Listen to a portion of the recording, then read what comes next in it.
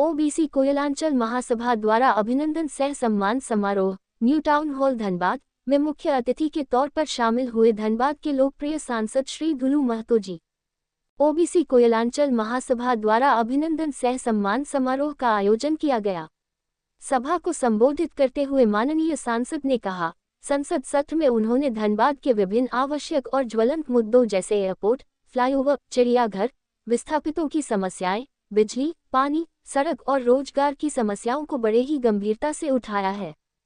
सभा संबोधन के दौरान उन्होंने आगे कहा, मुझे केंद्र सरकार से आश्वासन मिला है कि यदि झारखंड सरकार सहयोग करे तो वे इन सभी कार्यों को गति देने का प्रयास करेंगे। आपकी हर समस्या को अतिशीघ्र पूरा करने का प्रयास करेंगे। इस अवसर पर ओबीसी के मुख्य सदस्यों ने श्री महतो को पुष्पगुच्छ भेंट कर सम्मानित किया।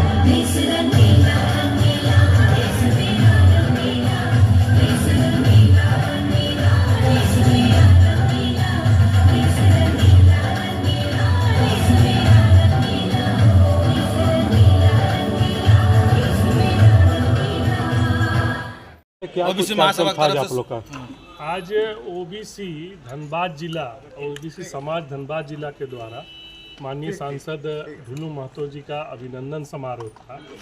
धनबाद के लोकसभा के इतिहास में पहली बार किसी ओबीसी समाज के व्यक्ति ने लोकसभा चुनाव जीता है और ओबीसी समाज पूरा हर्ष में है। हम सभी समाज के लोगों का धन्यवाद देते हैं क्योंकि सभी मतदाताओं का आभार है कि जिन्होंने हमारे ओबीसी समाज से लोकसभा सांसद चुन करके भेजा। लेकिन हम लोग में कुछ ज़्यादा उत्साह था, लोगों की अपेक्षाएं थी कि हम उनका सम्मान करें और सांसद महोदय ने भी इसको स्वीकार किया और सभी जातियों के लोगों ने आज उनका सम्मान किया। और हम लोगों ने देखिए व्यक्तिगत बात नहीं की, हमने धनबाद लोकसभा के उत्थान के लिए चाहे वो एयरपोर्ट हो, ट्रेन की हो या शिक्षा के क्षेत्र में जो है सॉफ्टवेयर पार्क बनाना हो, या मैंने एक मांग रखी है कि हर एक ब्लॉक में सेंट्रल स्कूल की गांव के बच्चे भी सेंट्रल स्कूल में पढ़ सके। जो है किसानों के लिए जैविक और प्राकृतिक खेती के प्रशिक्षण, क्योंकि आज आप जानते हैं सब जगह जो है शुद्ध भोजन और शुद्ध अनाज की बात हो रही है। और हमारे चंदन कियारी है, निरसा है, बलियापुर के क्षेत्र के गांव के किसान भी हैं, अगर उनको प्रशिक्षण मिलेगा तो वे उपज में बढ़ाएंगे और उनकी आमदनी बढ़ेगी। सब तरह से जैसे व्यापारियों के लिए हमने जेम पोर्टल में और इंडस्ट्रियल एरिया बनाने के लिए सर्व समाज की और सब लोगों की मांग हम लोगों ने उन्होंने आश्वासन दिया है कि जब समाज सबको ये आग्रह कर रहा है तो हम लोग की बात को पूरी रखेंगे, सरकार के समक्ष रखेंगे, संसद में रखेंगे। और हम ओबीसी समाज के लोग सभी लोगों का पुनः धन्यवाद देते हैं और मीडिया को भी धन्यवाद देते हैं कि आप लोगों ने हमारे प्रोग्राम को कवर किया। करेंगे क्योंकि आज बहुत लंबे समय से लोग धनबाद को ठगने का काम किया है, हर राजनीतिक दल ने ठगने का काम किया है। मगर आज मैं दावे के साथ कह सकता हूं कि भारतीय जनता पार्टी के केंद्रीय नेतृत्व और प्रदेश नेतृत्व ने आज पूरे जो आज कांग्रेसियों ने कहते थे कांग्रेस समाज से कोई तो क्षमा चाहिए, भाई समाज का बात है, बोलते बोलते आ जाता है, जो सच है वही बोलता हूं। कांग्रेस समाज के लोग बोलते हैं कि ओबीसी समाज के तो यहाँ पे कोई जगह नहीं है, कोई मौका नहीं है। मगर आज आप लोगों ने देखा कि एक साधारण गरीब मजदूर का बेटा, किसान का बेटा, आपका भाई, आपके खून ढुलू महतो को धनबाद लोकसभा क्षेत्र से जगह से धनबाद लोकसभा से टिकट देकर लोकसभा का सदस्य बनाने का काम आप लोगों का आशीर्वाद से हुआ है। मैं आप लोग से इतने ही आग्रह निवेदन करना चाहूंगा कि आज जिस प्रकार से आज इस लोकसभा चुनाव में आप लोगों ने भली भांति देखे कि आपका भाई, आपका बेटा ढुलू महतो के गरीब का बेटा, किसान का बेटा को जब टिकट मिलने के बाद किस तरह से उन लोगों को दिमाग में, मन में, तन में बेचैनी छा गया। बेचैनी किनको छाया? जो सिर्फ और सिर्फ धनबाद को लूटने का मकसद से यहाँ पे राजनीति कर रहा है, ट्रेड यूनियन चला रहा है, वैसे लोगों को बेचैनी छा गया कि अब तो ढुलू महतो गरीब का बेटा रहा है, गरीब का बात करेगा, ओबीसी का बात करेगा, सभी समाज का बात करेगा।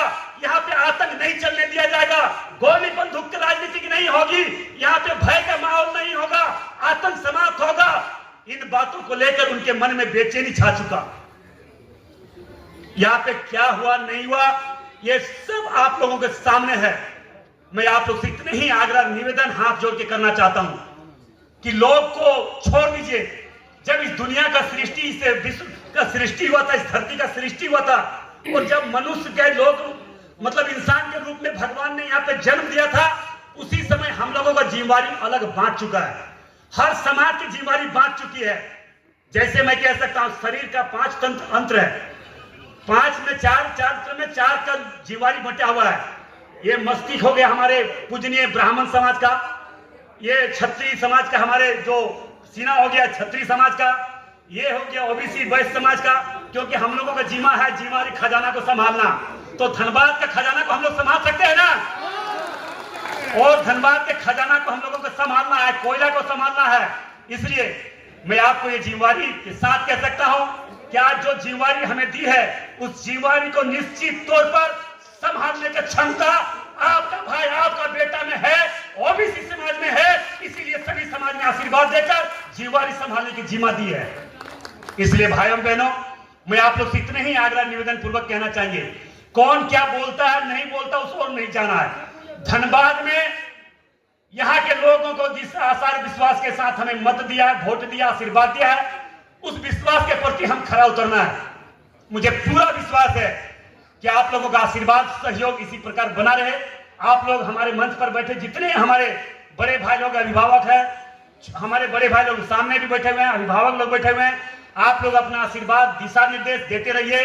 हम आप लोगों का साथ साथ आप लोगों को दिशा निर्देश के अनुसार काम करते रहेंगे और धनबाद लोकसभा क्षेत्र को विकास के क्षेत्र में आगे बढ़ाते रहेंगे। और आपके मान सम्मान के ओबीसी के बेटा, गरीब का बेटा, किसान का बेटा को जो सभी समाज के लोगों ने इतनी बड़ी जिम्मेवारी दी है, उस जिम्मेवारी को ईमानदारी निष्ठा पूर्वक निभाने का प्रयास करूंगा। कभी धोखा नहीं करेंगे, कभी मैं गद्दारी नहीं कर सकता हूं। हम धनबाद को आगे बढ़ाने का जरूर प्रयास करेंगे। उपस्थित भाइयों बहनों, दूसरी बात है कि लगभग आज 4 जून है, 4 अगस्त है, 4 अगस्त 2 महीना हो चुका। 2 महीना में 3 बार लोकसभा क्षेत्र में, लोकसभा में मैंने धनबाद की आवाज, धनबाद लोकसभा क्षेत्र की एक एक बात को उठाने का मैं जरूर प्रयास किया हूं। और मैं विश्वास दिलाता हूं कि एक एक काम को राज्य सरकार से अगर सहयोग मिल गया तो मैं जो भी वादा, जो भी धनबाद लोकसभा क्षेत्र के लोगों के मन में है, एक एक वादा को मैं पूरा करते हुए आपके मन मुताबिक हर काम को करने का जरूर हम प्रयास करेंगे। उपस्थित भाइयों बहनों, अभी हम कह सकते हैं कि इस लोकसभा चुनाव में जहां पे भी जाते थे, जहां पे भी घूमते थे, वहां पे लोग का यही कहना था कि यहाँ पे एयरपोर्ट बनना चाहिए। एयरपोर्ट के लिए मैंने 2 बार उड्डयन मंत्री से मिला। उन्होंने एक बार मैंने वहां पे ज्ञापन सौंपा, उन्होंने आश्वासन दिया कि बहुत जल्द हम इस पर पहल करेंगे। दूसरी बार फिर हमें वहां से सूचना आया, फिर हम जाके मिले। मिलने के बाद फिर वहां से हमें बोला तुरंत हम यहां से राज्य सरकार को प्रस्ताव भिजवा रहे, राज्य सरकार तुरंत जमीन उपलब्ध करा दे। एयरपोर्ट बनाना आपका भाई, आपका बेटा ढुल्लू महतो और नरेंद्र मोदी जी का काम है, ये मैं विश्वास दिलाता हूं। बशर्ते टेक्निकल बहुत प्रॉब्लम होता है, बहुत काम है इस तरह के। हम विस्थापन समस्या को लेकर भी आपने देखा कि बहुत लंबे समय से पूरे कोयलांचल में, पूरे धनबाद लोकसभा क्षेत्र में विस्थापन समस्या को के लेकर भी लोग बहुत दिन से परेशान है। उन विस्थापन समस्या को भी मैंने विस्तार रूप से वहां पर रखने का काम किया, चाहे डीबीसी हो, बीसीसीएल हो, सीसीसीएल हो, डब्ल्यूसीएल हो, चाहे बीएसएल हो, चाहे हर कंपनी के द्वारा यहाँ के विस्थापितों को जमीन लेने के बाद न उनको मुआवजा दिया, न नौकरी दिया, उसके लिए भी मैंने लगातार हमने प्रयास कर रहा है। अभी अभी देखे कि कैसे हमारे गरीब मजदूर का कार्य करते हुए उनकी जान चली गई, उनको नौकरी नहीं मिलता था। बोकारो में लगातार बाढ़ के रहने वाले, पटना के रहने वाले, एक हाजीपुर के 3-4 लोग एक बार में डेथ किया। चारों लोगों को जाके बीएसएल में कोई तरह का बात नहीं, आज तक के इतिहास में कभी नहीं हुआ था। मगर आपका बेटा, आपका भाई ढुल्लू महतो जाके जोरदार तरीके से गरीबों का आवाज उठाकर नौकरी दिलवाने का हमने काम किया है। उपस्थित भाइयों बहनों, अभी अभी बहुत लंबे समय से एक बात चल रहा था और बहुत लंबे समय से यहाँ के लोगों की इच्छा भी है कि यहाँ पे एक स्वास्थ्य केंद्र, स्वास्थ्य का व्यवस्था बहुत अच्छी से होनी चाहिए। मैंने प्रश्न डाला था, वो प्रश्न अभी तक आया नहीं है। मैंने ये अपना प्रस्ताव रखा है केंद्र सरकार मोदी जी के सामने, नड्डा जी के सामने, कि हमारे एम्स के तर्ज पर यहाँ पे हॉस्पिटल बनना चाहिए धनबाद में, ताकि गरीब लोग को यहाँ से इलाज हो सके। और एक प्रश्न हमने और एक क्वेश्चन दिया था कि यहाँ पे जितना पोल्यूशन बीसीसीएल के चलते पोल्यूशन हो रहा, यहाँ के गरीब, शोषित, पीड़ित, कमजोर लोग, गाड़ी बेचने वाले, ठेला चलाने वाले, रिक्शा वाले, भूंजा बेचने वाले, झिलिया बेचने वाले, आलू बेचने वाले, प्याज बेचने वाले, खुले तौर पर उन लोग अपना बिजनेस कर रहे हैं, काम कर रहे हैं। उनका सुरक्षा का कोई गारंटी नहीं, उनका इलाज के लिए कोई व्यवस्था नहीं है। इसके लिए भी मैंने स्पष्ट रूप से उस दिन कोयला मंत्री आए थे, उनके सामने बोला मैंने कि वैसे परिवार को बीसीसीएल मुफ्त में इलाज करे।